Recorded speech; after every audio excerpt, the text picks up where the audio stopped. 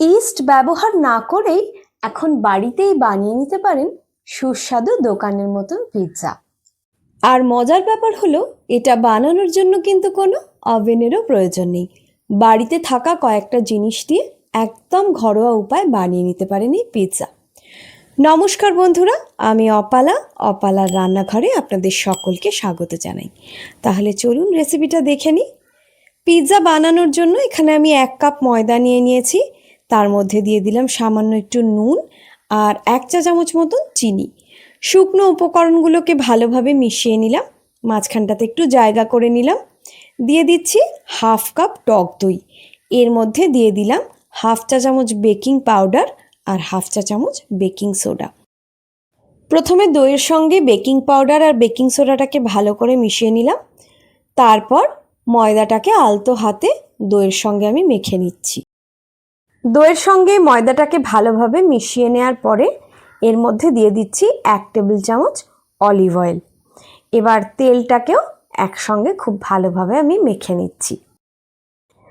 ময়দাটা মাখার সময় প্রথমে দেখবেন হাতে ভীষণ জড়িয়ে যাচ্ছে, কিন্তু এইভাবে ডলে ডলে ময়দাটাকে খুব ভালোভাবে মেখে নিতে হবে। মোটামুটি 5-6 মিনিট ধরে কিন্তু ময়দাটাকে মিনিমাম মেখে নিতেই হবে। এই রকম হাতের সঙ্গে জড়িয়ে গেলে একটু এরমভাবে ময়দাটাকে যদি ছুঁড়ে ছুঁড়ে নিয়ে মাখেন তাহলে দেখবেন এটা আর হাতে জড়িয়ে যাচ্ছে না, আর ময়দাটা কিন্তু ভীষণ সফট হয়ে গিয়েছে। এবার ময়দাটাকে আমি একটা কাঁচের বোলের মধ্যে ঢাকা দিয়ে রেখে দিচ্ছি মিনিট 20 জন্য। ততক্ষণ পিৎজার টপিংগুলো রেডি করে নিচ্ছি। তার জন্য এখানে কিছুটা সুইট কর্ন নিয়ে নিয়েছি, সামান্য একটু নুন দিয়ে এগুলোকে বয়েল করে নিচ্ছি। নিয়ে নিয়েছি এখানে কিছুটা মাশরুমগুলোকে ভালোভাবে ধুয়ে পরিষ্কার করে নিয়েছি। এবার এগুলোকে এইভাবে পিস পিস করে কেটে নিচ্ছি। বাড়িতে বানানোর এই এক কিন্তু সুবিধে, ইচ্ছে মতন যত খুশি আপনি কিন্তু টপিং ব্যবহার করতে পারেন। দোকানের মতন এক্সট্রা চার্জেস লাগবে না। এখানে নিয়ে নিলাম 1 টেবিল চামচ মতন বাটার। তার মধ্যে দিয়ে দিলাম 1 টেবিল চামচ মতন রসুন কুচি। রসুনটাকে একটু ভেজে নিয়ে কেটে নেওয়া মাশরুমগুলো এর মধ্যে দিয়ে দিলাম। এবার এগুলোকে একটুখানি ভেজে নিচ্ছি। সামান্য একটু নুন দিয়ে দিলাম স্বাদ অনুযায়ী। পিৎজার মধ্যে এই বাটার গার্লিক মাশরুমের ফ্লেভারটা কিন্তু ভীষণ ভালো লাগে। পছন্দ মতো কয়েকটা সবজি নিয়ে নিয়েছি। এখানে আমি নিয়েছি capsicum, red bell pepper, yellow bell pepper, পেঁয়াজ আর টমেটো। আমার আজকের এই রেসিপিটার মধ্যে কিন্তু আমি পিৎজা বানানোর সব কিছু দেখিয়ে দিয়েছি। একটু সময় নিয়ে যদি 7 মিনিট ব্যয় করতে পারেন তাহলে কিন্তু নিজেরাই বাড়িতে এইভাবে বানিয়ে নিতে পারবেন। যাই হোক, সবজিগুলোও কেটে নিয়েছি। আচ্ছা, টমেটো কাটার সময় কিন্তু টমেটোর বীজগুলো আমি ফেলে দিয়েছি, না হলে একটু জল জলে হয়ে যায়।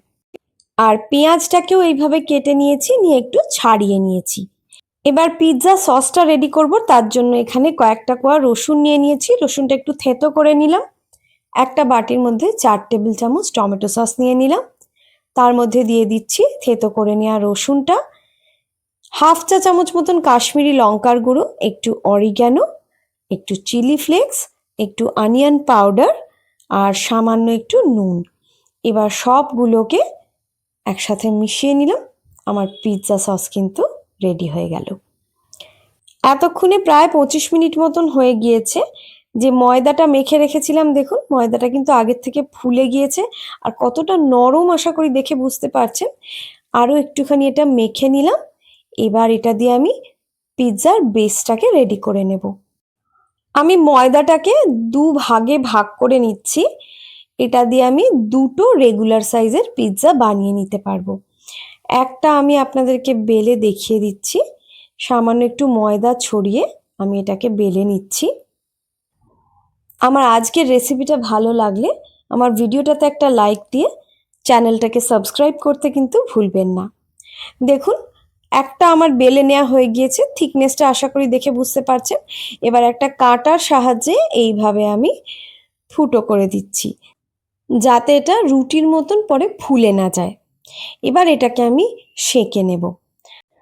তার জন্য আমি একটা ননস্টিক তাওয়া নিয়ে নিয়েছি। তার মধ্যেই রুটিটাকে রেখে দিলাম। গ্যাসের ফ্লেমকে একদম লোতে রেখে ঢাকা দিয়ে এক একটা দিক 1 থেকে 1.5 মিনিটের জন্য সেঁকে নেব। যেই দেখবেন এরকম ফুলে ফুলে উঠছে সঙ্গে সঙ্গে উল্টে দেবেন। হালকা একটা ইয়েলোইশ ব্যাপার আসলেই কিন্তু বুঝবেন আপনার সেঁকে নেওয়া হয়ে গিয়েছে।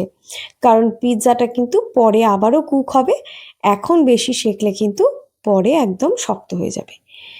একইভাবে আমি কিন্তু 2টো পিৎজার ব্রেডই রেডি করে নিয়েছি। এইভাবে পিৎজার ব্রেড বানিয়ে কিন্তু জিপলক ব্যাগে ভরে আপনারা ডিপ ফ্রিজেও স্টোর করে রাখতে পারেন। পরে বানানোর সময় 1 ঘন্টা আগে বার করে নেবেন, তারপরে পিৎজা রেডি করে নেবেন। এখানে আমি আগে থেকে রেডি করে নেওয়া সব জিনিসগুলো নিয়ে নিয়েছি। তারপর একটা পিৎজা আপনাদেরকে বানিয়ে দেখাচ্ছি। প্রথমেই পিৎজা সসটা দিয়ে দিলাম, তার উপরে দিয়ে দিলাম মোজারেলা চিজ। যেহেতু বাড়িতে বানাচ্ছি তাই পছন্দ মতন আপনারা কিন্তু চিজ ব্যবহার করতে পারেন, তবে শরীরের কথাটা অবশ্যই মাথায় রেখে। 2টো চিজ স্লাইসও নিয়ে নিয়েছি, সেগুলোকেও ছিঁড়ে ছিঁড়ে আমি পুরোটার মধ্যে দিয়ে দিলাম। এবার বয়েল করে নেওয়া কর্নগুলো দিয়ে দিলাম, তার উপরে আবারও কিছুটা মোজারেলা চিজ ছড়িয়ে দিলাম। দিয়ে এবার যে সবজিগুলো আমি কেটে রেখেছিলাম সেগুলো সব দিয়ে আমি সাজিয়ে দিচ্ছি। একে একে capsicum, bell pepper, onion, mushroom, corn সব দিয়ে, টমেটোগুলোও দিয়ে দিলাম। সব শেষে এর ওপর ছড়িয়ে দিচ্ছি একটু অরিগ্যানো, একটু গোলমরিচ আর সামান্য একটু নুন। এটা একদম সাজিয়ে নেওয়া হয়ে গিয়েছে। এবার এটাকে আমি কুক করে নেব। তার জন্য একটা থালার মধ্যে সামান্য একটুখানি তেল মাখিয়ে নিলাম। এবার পিৎজাটাকে আমি এর মধ্যে নিয়ে নিচ্ছি। এবার ওই ননস্টিক তাওয়াটার মধ্যেই আমি এই থালাটাকে বসিয়ে দিলাম। একটা উঁচু বাসন দিয়ে এইভাবে ঢাকা দিয়ে গ্যাসের ফ্লেমটাকে একদম লোতে রেখে 8 থেকে 9 মিনিট মোটামুটি সময় লেগেছে, 10 মিনিটও হতে পারে। দেখুন পিৎজাটা কিন্তু একদম রেডি হয়ে গিয়েছে। চিজগুলো এইভাবে মেল্ট হয়ে যাবে যখন, তখনই বুঝবেন কিন্তু পিৎজাটা একদম রেডি হয়ে গিয়েছে। আপনারা চাইলে ডাইরেক্ট তাওয়ার মধ্যেও দিতে পারেন, কিন্তু সেক্ষেত্রে সময়টা অনেক কম লাগবে। আর পিৎজার তলাটা কিন্তু সেক্ষেত্রে একটুখানি বেশি ব্রাউন হয়ে যায় আর একটু শক্ত হয়ে যায়, তাই বেটার একটা থালার মধ্যে দেওয়াটাই। পিৎজাটা আমি কেটে আপনাদেরকে দেখিয়ে দিচ্ছি। আমার আজকের রেসিপিটা কেমন লাগলো অবশ্যই কমেন্টে জানাবেন। আর ভালো লাগলে ভিডিওটাতে একটা লাইক দিয়ে চ্যানেলটা সাবস্ক্রাইব করে সঙ্গে থাকবেন। সবাই ভালো থাকবেন।